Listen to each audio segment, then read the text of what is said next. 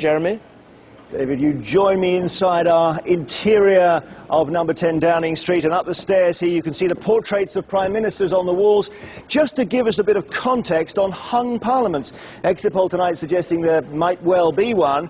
Have there been many? The answer is more than you might think. So 1910, back 100 years, Herbert Asquith here came first in 2 elections but did not get an overall majority, had to govern with the support of smaller parties. Hung parliament, minority government with support. Same again with Stanley Baldwin, 1923, and he was 50 seats short, only lasted 6 weeks. You can see how long each government lasted underneath the picture. He did then win a subsequent election with an overall majority, maybe a lesson for David Cameron there. 1929, Ramsay MacDonald, rather more successful, kept on for over 2 years with a minority government. And then we have this election classic, February 1974, so tight. Ted Heath trying to remain PM with fewer seats than Labour, and lasted 3 days. And you're hearing maybe echoes of that story in some of the conversations we've already had in the studio tonight. After he stepped down, in comes Harold Wilson. He's Prime Minister, 17 seats short for 5 months. And then, of course, you have the October election. He's re-elected, but he hands over to James Callaghan.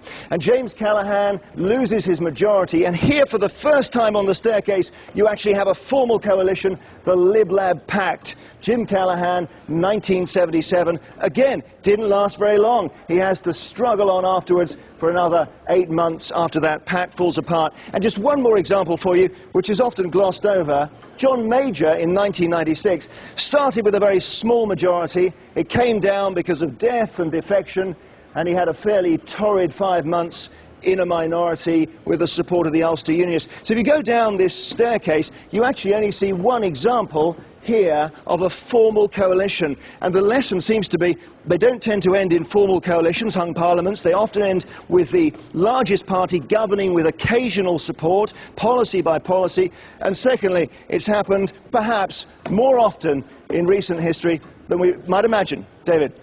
Jeremy, thanks very much.